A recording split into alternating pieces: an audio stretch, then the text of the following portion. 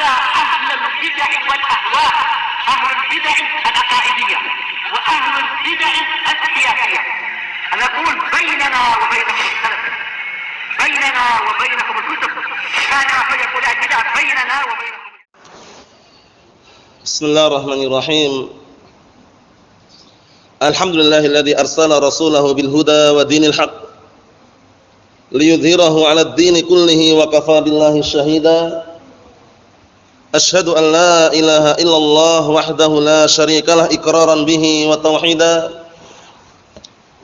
Wa asyhadu anna Muhammadan 'abduhu wa rasuluh sallallahu alaihi wa ala alihi wa sallama tasliman mazida la nabiyya ba'dah. Ikhwani fid din, a'azzani wa azzakumullah, barakallahu fikum. Kita masih berada pada hadis Abdullah bin Abbas radhiyallahu anhuma,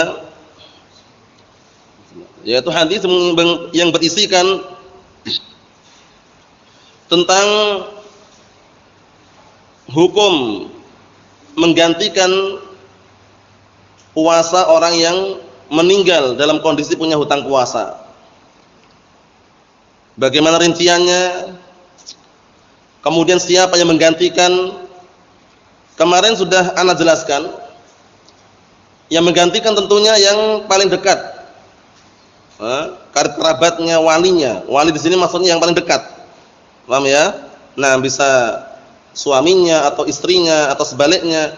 Bisa anaknya, bisa keluarganya, itu yang menggantikan. Paham ya? Nah, karena dalilnya jelas sekali.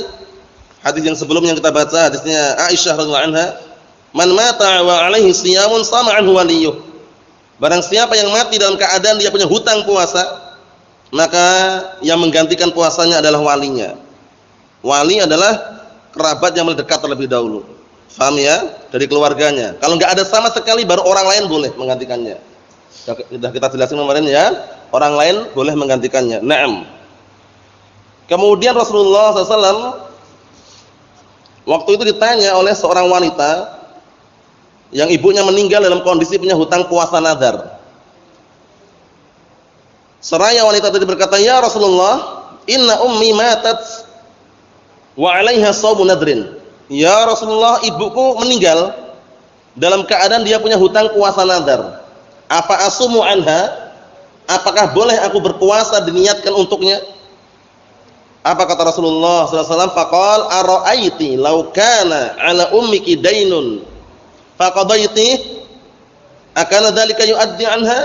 Faqalat na'am. Qala fasumi an ummik. Beliau jawab pakai qiyas. Beliau jawabnya pakai apa? Pakai qiyas. Artinya apa? Ketika Rasulullah SAW ditanya seperti itu, beliau jawabnya, bagaimana pendapatmu? Kalau seandainya ibumu punya hutang, kemudian kamu membayarkannya, kamu menunaikannya, apakah dianggap sah penunaian tersebut? Nah, kemudian wanita tadi mengatakan, na'am, iya. Qala, akhirnya Rasulullah SAW mengatakan, fasumi an ummik. Maka berpuasalah kamu untuk siapa? Untuk ibumu. Berarti menunjukkan boleh. Paham ya? Menunjukkan, nah barakallahu fikum, boleh. Naam, seperti itu. Ikhwani fid din, azza wa jazakumullah wa barakallahu fikum. Kita lihat beberapa faedah yang disampaikan di sini. Mas'alatun ma hukmul qiyas, permasalahan yang baru. Apa itu hukum qiyas? Apa itu hukum qiyas? Sudah kita sebutkan qiyas kalau sahih hukumnya diterima dan hujjah. Karena al-hujjah ada 4. Al-Quran, As-Sunnah, Al-Ijma', Al-Qiyas As-Sahih. Paham ya? Al-Quran, As-Sunnah, Al-Ijma', Al-Qiyas yang sahih. Paham ya? Qiyas itu diperbolehkan selama tidak berseberangan dengan dalil. Coba antum lihat qiyasnya. Diqiyaskan dengan hutang kan? Jadi orang kalau berpuasa kan hutangnya dalam kondisi dia meninggalkan puasa, hutangnya sama Allah Ta'ala. Nah, diqiyaskan dengan hutang kepada manusia gitu loh. Paham ya? Sebagaimana kita hutang kepada manusia itu wajib ditunaikan, paham ya? Begitu pula terlebih-lebih lagi kalau hutangnya kepada Allah Subhanahu wa taala lebih wajib lagi gitu loh. Bukan berarti kita mendahulukan barakallahu fikum yang menggantikan puasa, bukan. Karena beda antara hak adamiyin dengan hak Allah taala. Karena hak Allah Subhanahu wa taala itu musamahah. Allah taala ya suka mengampuni hambanya. Tapi kalau hak adamiyin itu musyahah. Ada perdebatan, ada barakallahu fi unsur pelitnya, sehingga mau enggak mau harus segera tunaikan kalau hutangnya kepada Bani Adam. Paham ya? Nah, apalagi hutang itu barakallahu fi bukan perkara kecil ya. Itu walaupun di dunia kelihatannya kecil, tapi nanti di akhirat kalau dia punya hutang itu sebagai penghalang untuk orang itu masuk surga, bayangkan. Jadi kalau antum atau kita punya hutang dan sudah ada uang untuk mengembalikan, segera dikembalikan. Jangan ditunda-tunda lagi. Karena penundaan pembayaran hutang dalam kondisi dia mampu namanya kedzaliman. Matlul ghaniyyi dzulmun. Mengulur-ulur waktu untuk pembayaran hutang dalam kondisi dia mampu, itu adalah kedzaliman. Bisa dipahami ya? Nah, jadi kapan dia mampu untuk bayar hutang, segera. Walaupun yang menghutangi tidak menagih. Wah, nanti aja lah bayar hutangnya, enggak ditagih. Nah, hati-hati. Kadang mungkin terpetik di benak seperti itu ya. Si fulan orangnya kaya kok. Nanti aja lah bayar hutangnya. Bukan masalah nanti atau sekarang bayarnya. Paham ya? Masalahnya itu hutang itu tanggung jawab besar yang harus ditunaikan. Dan hutang itu memang ketika awal kali minjam ringan. Yang berat mengembalikannya itu. Ya enggak, Pak? Nah, mengembalikannya itu yang berat. Makanya barakallahu fik, orang yang sudah jihad, padahal jihad ya. Jihad fi sabilillah, mati terbunuh. Mati syahid enggak? Mati syahid. Itu ternyata apa? Ada penghalang dia yang apa, menghalang-halangi untuk apa? Tidak masuk surga langsung. Ternyata hutang, dain. Jadi upayakan semaksimal mungkin kita semuanya, antum dan kita semuanya, kalau tidak terpaksa jangan hutang. Paham ya? Kalau menghutangi enggak masalah. Tapi kalau berhutang dikondisikan. Kapan dia punya uang untuk bayar, segera. Caranya gitu. Ditunda-tunda dalam kondisi dia mampu, itu kekeliruan. Matlul ghaniyyi dzulmun. Ya, penguluran waktu, penundaan. Orang yang mampu untuk bayar hutang itu adalah kedzaliman. Ikhwani fid din, a'azzani wa azakumullah. Berarti boleh ya qiyas? Naam, kalau qiyas yang sahih boleh. Kita lihat sini. Istadalla al-ulama'u bihadzal hadithi ala jawazil qiyas. Para ulama berdalilkan dengan hadis ini tentang bolehnya qiyas. Anna Nabiyya sallallahu alaihi wasallam daraba hadzal matsal. Naam, dikarenakan Rasulullah sallallahu alaihi wasallam telah memberikan suatu permisalan ini biwujubi qada'i dainillah. Dengan wajibnya mengqadha hutang Allah Subhanahu wa taala. Paham ya? Maksudnya mengqadha hutang seorang hamba kepada Allah taala. Kama yajibu an yaqdi dainal adamiyyin. Sebagaimana wajibnya dia apa? Mengqadha hutang kepada Bani Adam. Kalau hutang kepada Bani Adam, manusia kan, na barakallahu fikum, itu tentunya ya segera ditunaikan. Paham ya? Nah, kalau hutang kepada Allah Subhanahu wa taala mabniun 'alal musamahah, dibangun di atas musamahah, banyak ampunan. Kalau dia belum sempat atau belum ada waktu, diampuni. Tapi kalau sesama Bani Adam, adamiyin, itu musyahah. Musyahah itu maksudnya dalam artian apa? Kadang debat dulu, kadang ngeyel dulu, kadang pelit atau yang semisalnya itu. Makanya segera ditunaikan oleh manusia. Paham maksudnya? Ayo, na'am barakallahu fiik. Hutang itu tadi itu ringan di awal, berat di akhir. Paham ya? Di awal ketika minjam ringan dia, kalau membalikannya berat. Makanya dikondisikan kalau enggak terpaksa jangan hutang. Paham ya? Dan kalaupun seandainya terpaksa hutang, cari dulu, jangan hutang ke orang-orang yang menghutangi dengan cara riba. Mau bank atau yang lainnya, kalau menghutangi dengan cara riba berbahaya. Sudah kesulitan pinjam, kemudian mengembalikannya lebih banyak lagi. Paham ya? Tambah apa? Tambah barakallahu fi, merugi di situ. Jadi kalau memang terpaksa hutang, ya hutang kepada orang-orang yang udah paham. Jangan sampai antum bermudah-mudahan hutang ke bank, kemudian ada bunganya. Bunganya teman 0,2%, ada duanya. Paham ya? Hati-hati. Sedikit aja itu bunga, haram. Paham ya? Jadi perkara riba itu bukan perkara sepele. Orang udah tahu riba kok dia malah nekat. Ini tahu ini riba ini, dia nekat, malah makan, malah melestarikan, membudayakan, ancamannya perang. Lawan siapa perangnya? Lawan Allah dan Rasulnya. Siapa yang menang coba? Fa illam taf'alu fa'dzanu biharbin minallahi wa rasulih. Kalau dia enggak ngerjakan, enggak ninggalkan riba tersebut, kumandangkanlah peperangan melawan Allah dan Rasulnya. Dia akan menang. Makanya orang kalau makan dengan harta riba, barakallahu fiik, hidupnya mewah, jutawan, miliarder, milioner misalnya, tapi riba semuanya, enggak tenang hidupnya. Enggak tenang, terhantui terus kegelisahan atau yang semisalnya. Makanya cari yang halal walaupun sedikit. Nah, jadi untuk masalah meminjam uang, meminjam harta, jangan pernah barakallahu fikum meminjam di tempat-tempat atau di transaksi yang ada ribanya. Sekecil apapun riba itu bahayanya luar biasa.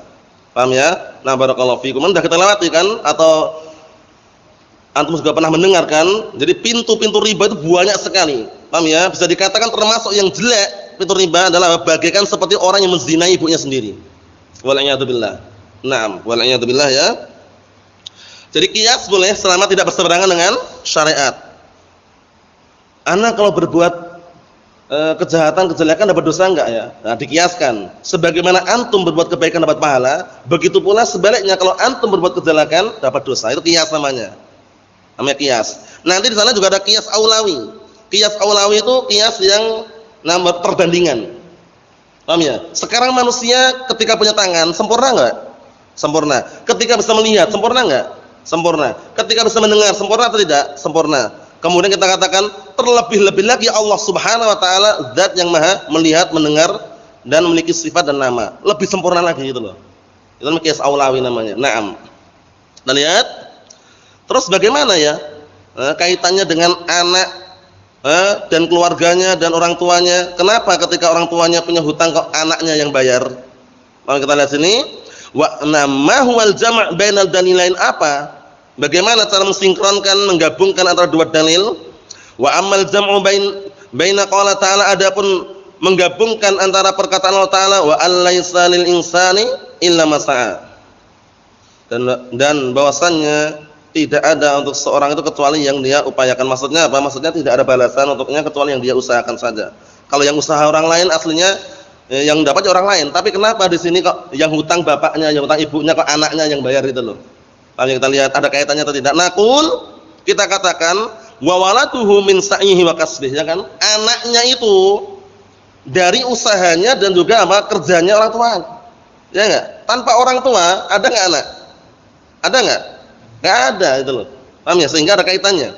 Wa hadza amrun qad khassa fihi Nabi sallallahu alaihi wasallam wa ajruhu yasilu ilal mayyit bi idznillah azza wa jalla, masyaallah. Ini perkara yang diberikan keringanan dalam masalah ini oleh Rasulullah SAW dan pahalanya akan sampai kepada mayit insyaallah taala. Ini ingat-ingat ya. Jadi kalau dinaskan oleh dalil, dijelaskan oleh para ulama, pahalanya sampai insyaallah sampai. Paham ya? Karena nasnya ada. Tapi kalau yang tidak ada dalilnya, yang tidak ada nasnya, seperti ngirim Al-Fatihah misalkan atau ngirim Yasinan atau semisalnya, itu enggak ada dalilnya, enggak sampai. Wal'iyadzubillah ya. Perkara-perkara bid'ah justru tertolak kan. Man amila amalan laisa alaihi amruna fahuwa raddun. Barang siapa yang beramal dengan suatu amalan yang tidak ada tuntunannya, tidak ada syariatnya dari kami, maka amalan tersebut raddun, ay mardudun, tertolak amalannya. Na'am, barakallahu fiikum, seperti itu. Jadi kalau mau mengirim, jangan ngirim seperti itu. Paham ya? Mendoakan bagus, tapi kalau ngirim Al-Fatihah, ngirim Yasin atau yang semisal itu enggak ada dalilnya. Paham ya? Kalau antum berniat ingin barakallahu fikum biar pahalanya sampai, di antaranya apa? Bersedekah, diniatkan orang tua yang meninggal. Boleh, bisa. Itu ada dalilnya kalau itu. Nah, barakallahu fikum, kita lewati kemarin ya. Naam. Ikhwani fid din, azza wa jazakumullah wa barakallahu fikum. Qauluhu fadainullahi ahaqqu an yuqda. Maka hutang kepada Allah Taala itu lebih berhak untuk ditunaikan. Ay kama annal insana yubadir ila qada'i daini al-adamiyyin.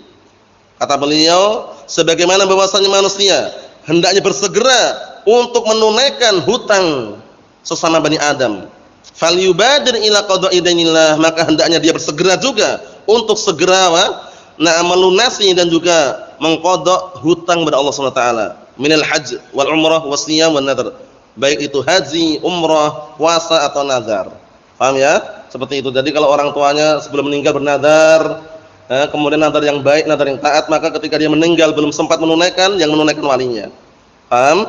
Nah, seperti itu. Kalau awal mulanya orang tuanya mau umroh, ternyata belum sempat umroh, meninggal dunia, maka anaknya saat itu atau di waktu kemudian mengumrohkan ibunya atau bapaknya meninggal tadi, sampai insyaallah. Paham ya? Nah, barakallahu fikum, seperti itu. Ikhwani fid din, azza wa jazakumullah wa barakallahu fikum. Sekarang sama-sama hak ya. Hak sesama Bani Adam, hak Allah Ta'ala, mana yang didahulukan? Paham ya? Sebenarnya kalau secara pandangan kita, hak Allah lebih dahulukan ya. Cuma kita lihat kalau masalah hutang, kita lihat mas'alatun ayyuhuma yuqaddam, dainullah azza wa jalla am dainul adami fil qada. Permasalahan yang baru, mana yang lebih didahulukan, hutang Allah Subhanahu wa taala atau hutang kepada Bani Adam dalam masalah penunaian. Didahulukan yang mana? Kita lihat penjelasannya Syekh Abdul Hamid wafaqahullah, wa laisa ma'na hadzal hadis.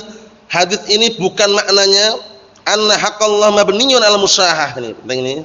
Bukan maknanya bahwasanya hak Allah dibangun di atas musyahah, dibangun di atas apa? Perdebatan, di atas barakallahu fikum, sempit atau pelit atau yang semisalnya, bukan. Paham ya? Tapi wa annahu yuqaddam 'ala qada'il haqqil adamiyyin. Ini penting ini. Bahwasannya didahulukan apa untuk mengqadha menunaikan hak adamiyyin, bal haqqul adami. Perhatikan ini. Ini penjelasannya, kesimpulannya. Bahkan hak sesama Bani Adam muqaddamun, lebih didahulukan. Fi babil huquq al-maliyah, ini penting ini. Dalam bab hak-hak yang berupa harta. Paham belum? Antum hutang kepada manusia uang, harta. Antum juga punya hutang puasa. Itu loh. Paham ya? Nah, mana yang didahulukan? Kalau dalam masalah hak harta ini dahulukan sesama Bani Adam. Karena masalah barakallahu fikum hak sesama adamiyyin, kata beliau, li'anna huquqal adamiyyin mabniyatun 'ala musyahah. Dikarenakan apa? Hak-hak sesama Bani Adam itu dibangun di atas musyahah. Biasanya debat dulu, ngayal dulu, sempit, pelit, enggak langsungan gitu loh. Kadang enggak dimaafkan juga kan?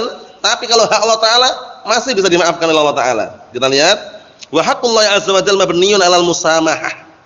Sedangkan hak Allah Subhanahu wa taala dibangun di atas musamahah. Dimaafkan, diampuni. Paham ya?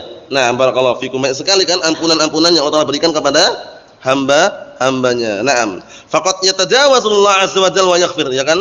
Dan sungguh terkadang Allah taala mengampuninya dan memaafkannya. Qala ta'ala innallaha la yaghfiru an yushraka bih wa yaghfiru ma duna dzalika liman yasha.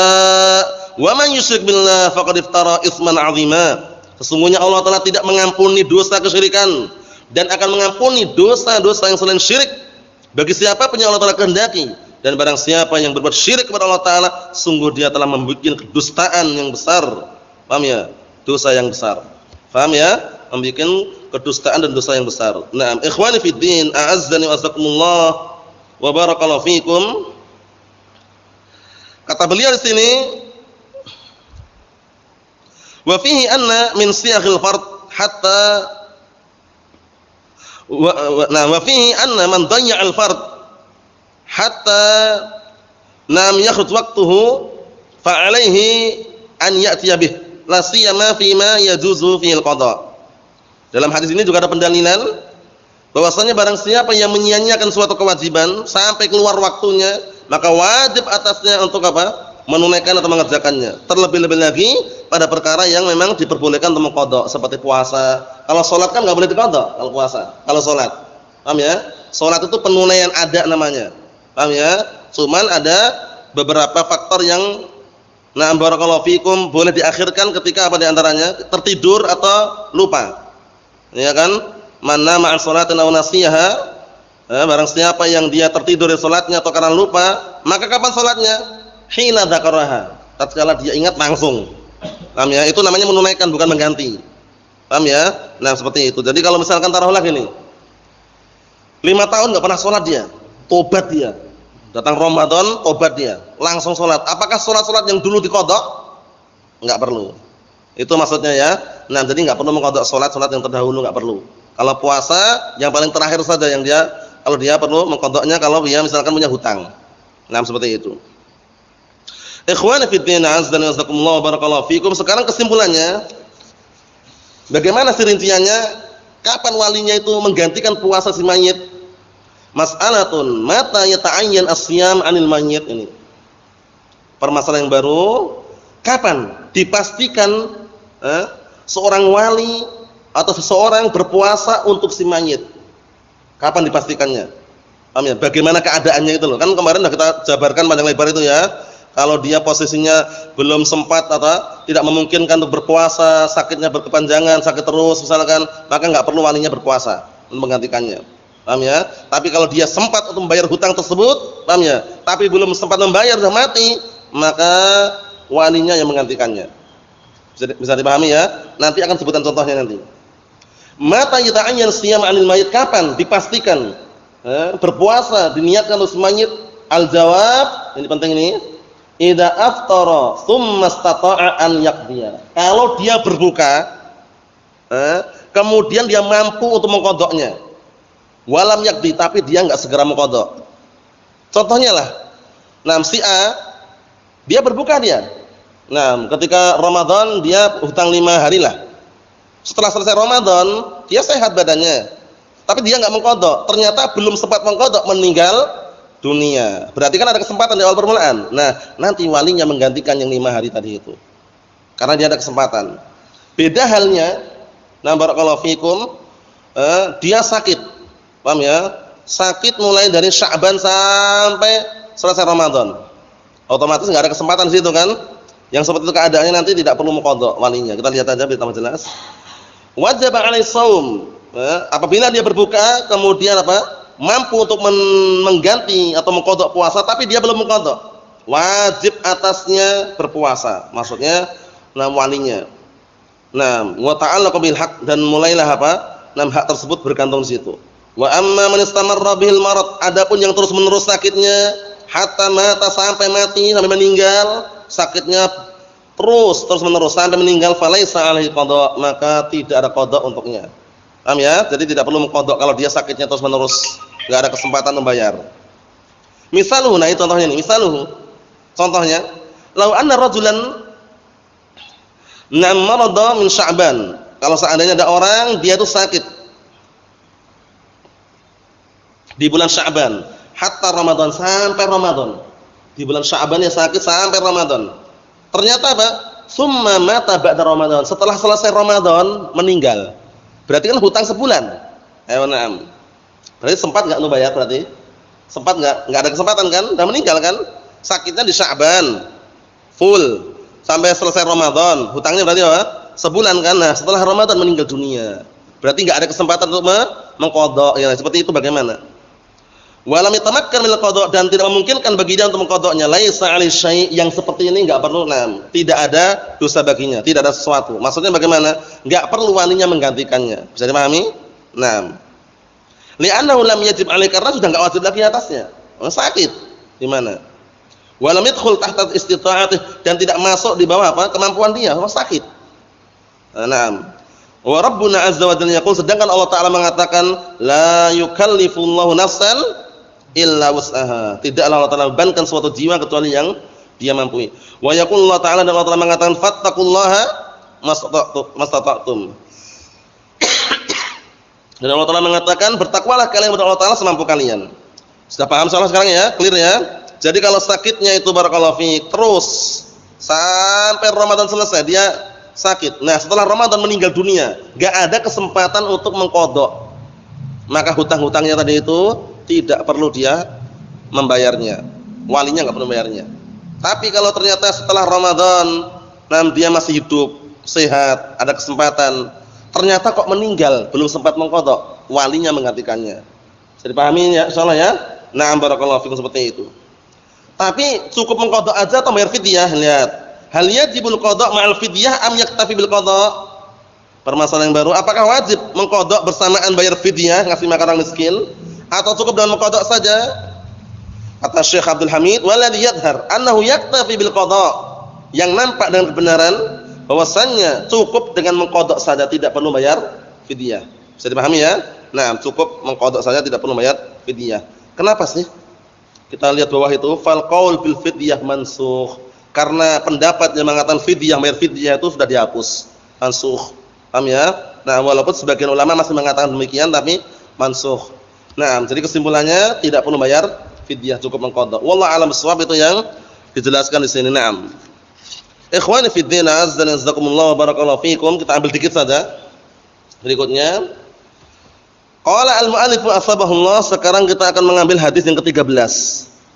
An Sahal bin Sa'ad As-Sa'idi radhiyallahu anhu anna Rasulullah sallallahu alaihi wasallam qala la yazalun nas bi khairin ma ajjalul fitra. Kaitannya masalah buka puasa.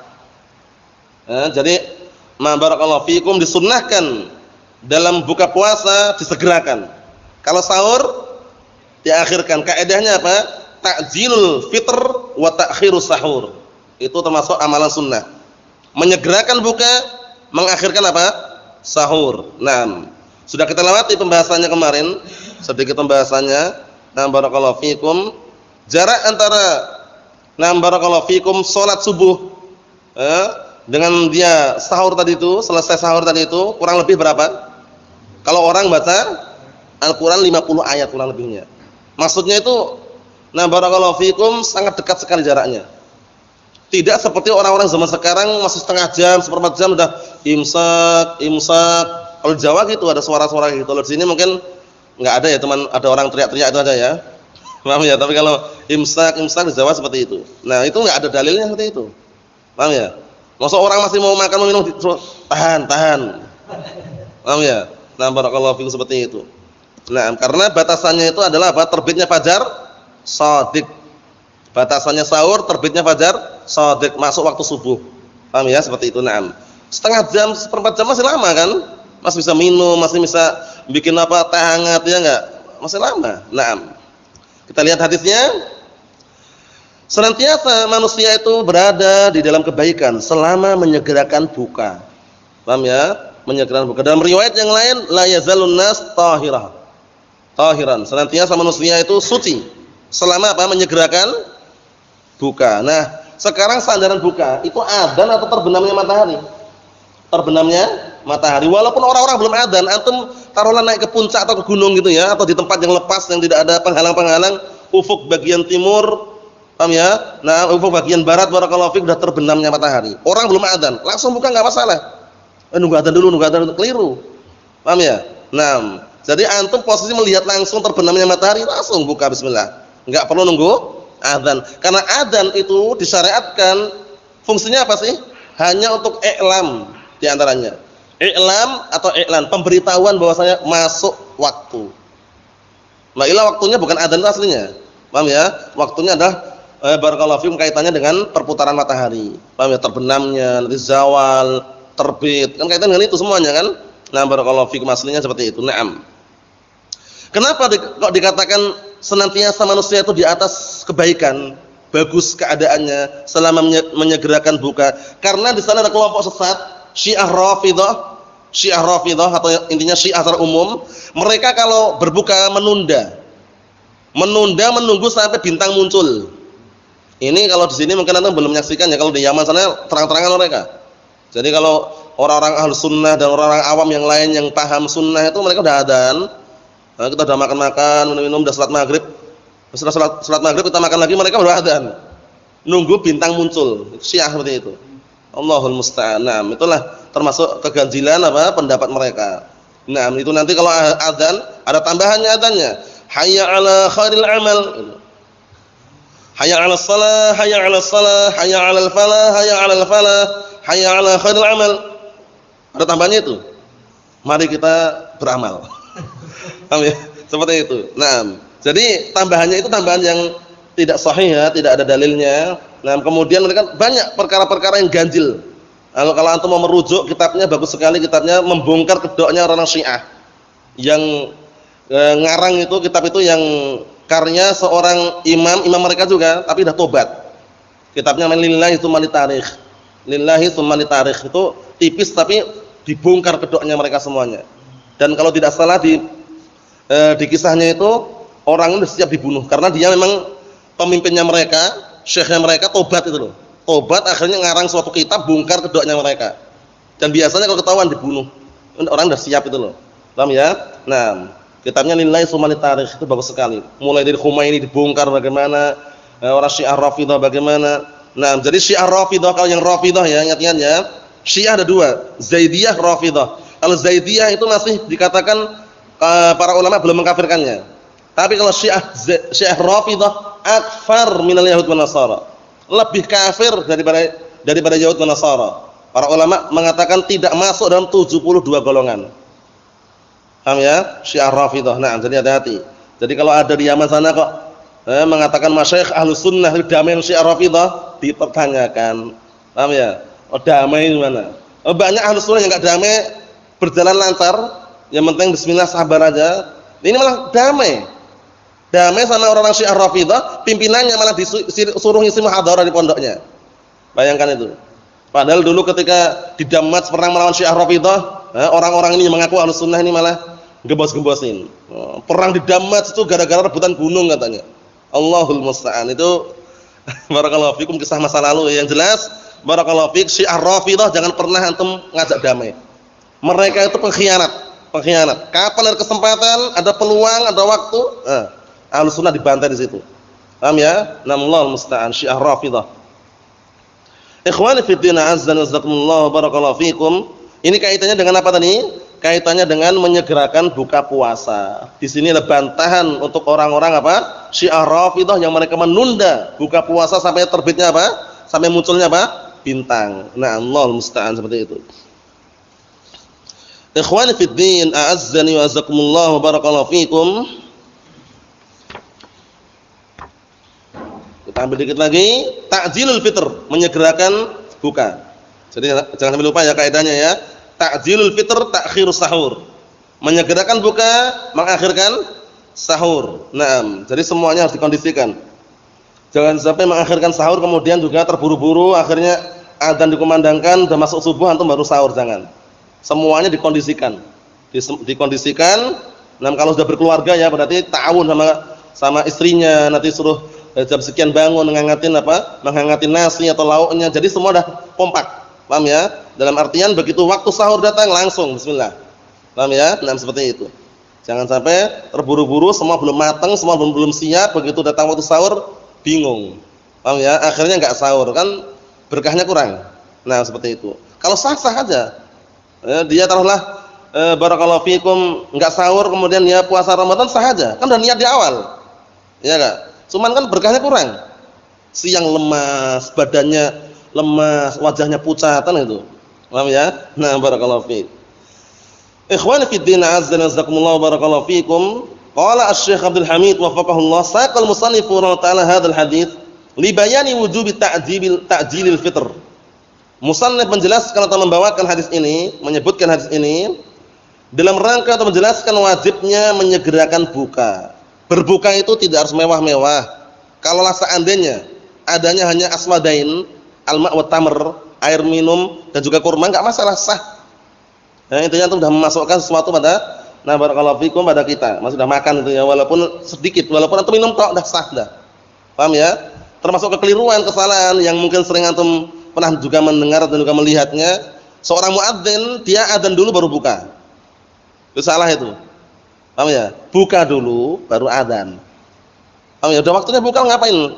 Buka dulu baru adzan, mungkin minum dulu atau makan kurma misalkan baru adzan. Jangan adzan dulu baru buka. Karena disegerakan bukanya. Kan itu. Id'anal ahadits dalatun 'ala dzalik, dikarenakan hadis-hadis menunjukkan hal tersebut. Wa qabala dzalikal Qur'an, sebelum itu Al-Qur'an juga mengatakan qala ta'ala tsumma atimmus shiyama ilal lail. Kemudian sempurnakanlah puasa barakallahu fikum sampai malam. Maksudnya bagaimana maksudnya ini? Maksudnya bagaimana maksudnya barakallahu fik? Setelah dia berpuasa, kemudian datang waktu buka, paham ya? Barakallahu fikum, berarti kita sudah menyempurnakannya dari pagi sampai terbenamnya matahari. Paham ya? Kalau di malam hari bebas. Kulu washrabu, makanlah minumlah kalian sampai apa? Sampai nampak barakallahu fikum cahaya putih dalam kegelapan malam. Paham ya? Seperti itu. Jadi maksudnya fajar shadiq. Qala al-Hafidz fil Fath, zada Abu Dzar radhiyallahu anhu fi hadits wa akharus sahur. Ada tambahannya Abu Dzar Al-Ghifari radhiyallahu anhu menambahkan dalam hadisnya wa akharu as-sahur, dan mereka apa? Mengakhirkan sahur. Ai muddata fi'lihim dzalik imtithalan lis-sunnah waqifina 'inda haddiha ghairu mutanatti'in bi'uqulihim ma yughayyir qawaidaha. Artinya apa? Mengakhirkan sahur tersebut itu sebatas perbuatan mereka. Maksudnya barakallahu fikum diiringi perbuatan mereka apa? Imtithalan sunnah ini. Mencontoh sunnah.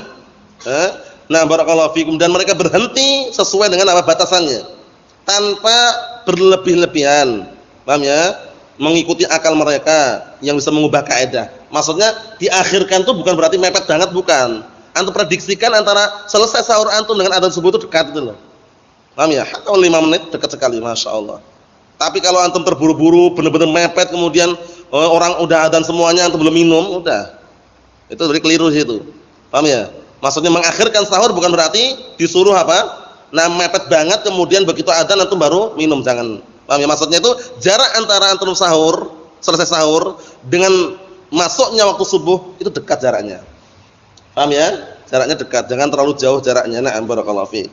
Ikhwani fid din, a'azzani wa azzakumullah wa barakallahu fiikum, di antaranya termasuk pembeda puasanya kaum muslimin dan puasanya ahlu kitab adalah makan sahur.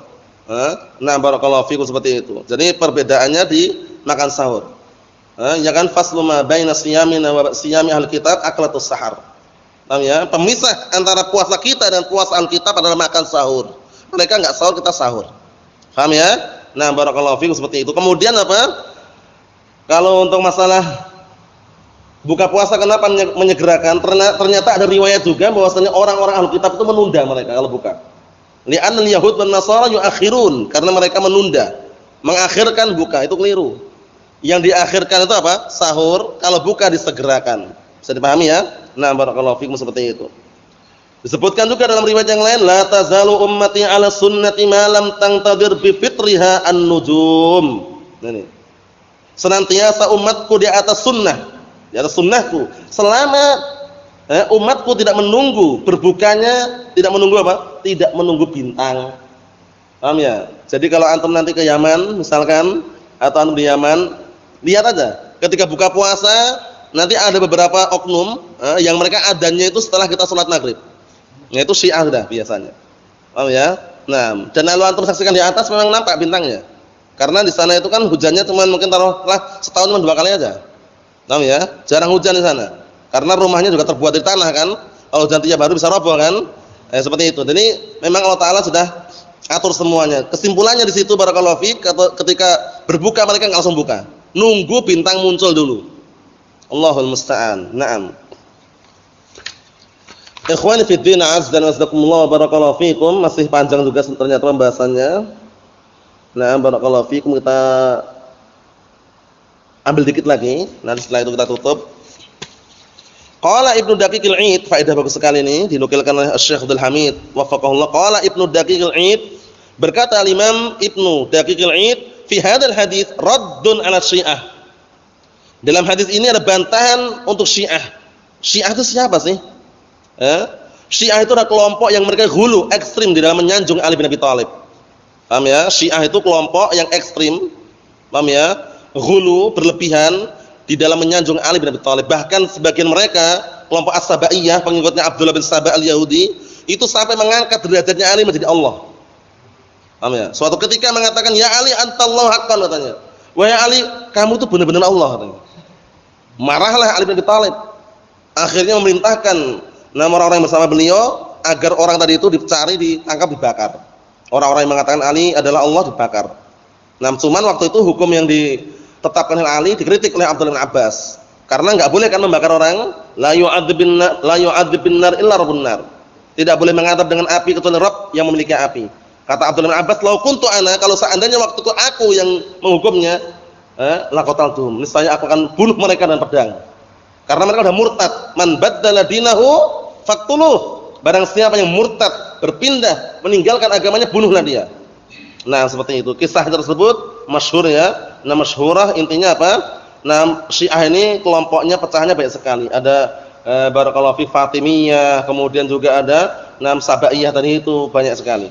Nah, orang-orang yang hulu ekstrim dalam memuji Ali bin Abi Thalib. Di sana ada kelompok lain yang berlawanan, Nawasib namanya. Kalau Nawasib mereka itu ekstrim hulu di dalam membenci Ahlul Bait. Benci, sebaliknya kalau Nawasib itu. Paham ya? Kalau Syiah menyanjung memuji. Tapi orang-orang tertentu ternyata yang mereka puji. Enggak semuanya. Paham ya? Yang mereka sukai di antaranya Husain, Fatimah, Ali jelas. Paham ya? Sama Hasan aja, saudaranya Husain, enggak senang mereka. Paham ya? Kenapa enggak senang? Kisahnya kenapa kisahnya? Karena di akhir khilafah bapaknya waktu itu, Ali bin Abi Thalib, ketika beliau memimpin waktu itu khilafatun nubuwah barakallahu fiik, di akhir-akhir pernah terjadi apa? Sempat terjadi barakallahu fiikum keributan dengan kubunya Muawiyah bin Abi Sufyan. Nah, barakallahu fikum, terjadi baku hantam di situ, pertumpahan darah. Ternyata apa? Hasan bin Ali bukan karena barakallahu fikum kalah atau yang semisalnya, tapi apa? Mengalah. Mengalah dalam rangka apa? Agar damai antara dua kelompok yang besar ini. Ya kan? Yang Rasulullah SAW mengatakan, "Inna ibni hadza sayyid." Sesungguhnya cucuku ini, ada pada cucuku ini sayyid, seorang tuan pemimpin. Wa la'allallah an yusliha bihi bainal fi'ataini al-'azimatain minal mu'minin atau minal muslimin. Artinya apa? Dan semoga Allah Ta'ala akan mendamaikan dua kelompok kaum muslimin yang sedang berselisih dengan sebab apa? Yang mendamaikan dengan sebab cucuku ini. Ternyata siapa? Hasan. Nah, orang Syiah marah. Ngapain jabatan bapaknya diserahkan kepada Muawiyah? Nah, orang Syiah kita benci Muawiyah bin Abi Sufyan. Kalau antum di Yaman sana, ketika mereka memperingati hari raya namanya Idul Qadir. Idul Qadir itu mereka biasanya memperingatinya ketika Asyura, 10 Muharram. Mereka gunung-gunung itu ditembak sama mereka.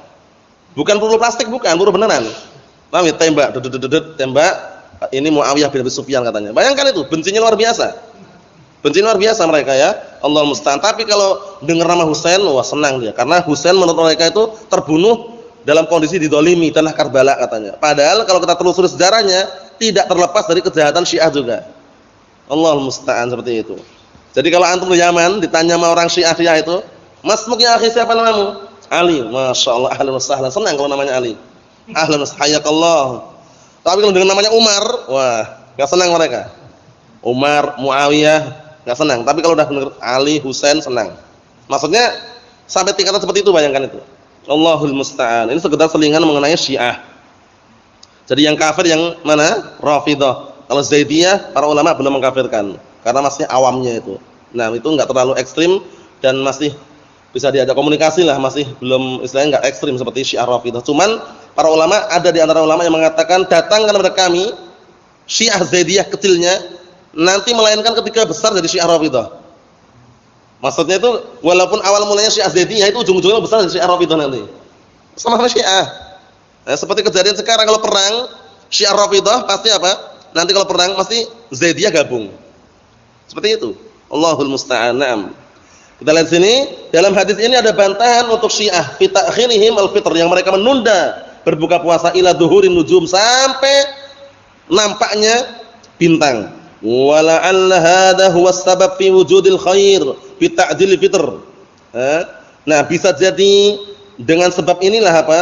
Adanya kebaikan dengan cara apa? Dengan cara menyegerakan berbuka. Li'anna alladhi yu'akhiruhu yadkhul fi fi'li khilafis sunnah. Dikarenakan orang yang menunda berbuka puasa masuk dalam kategori apa? Menyelisihi as-sunnah. Wa li'anna ta'khiral fitr musyabahan lil yahud alladzina la yuftirun hatta yarau asy-syahid wasyahid an-najm. Dan juga ketika menunda mengakhirkan buka puasa, itu ada unsur penyerupaan dengan orang Yahud yang mereka tidak berbuka sampai mereka melihat bintang. Ya sama. Orang Yahudi ini kan sesepuhnya orang Syiah. Ya, Syiah ini kan awal mulanya dari Abdullah bin Saba al-Yahudi gitu loh. Paham ya? Sama pendapatnya, pemikirannya sama. Naam.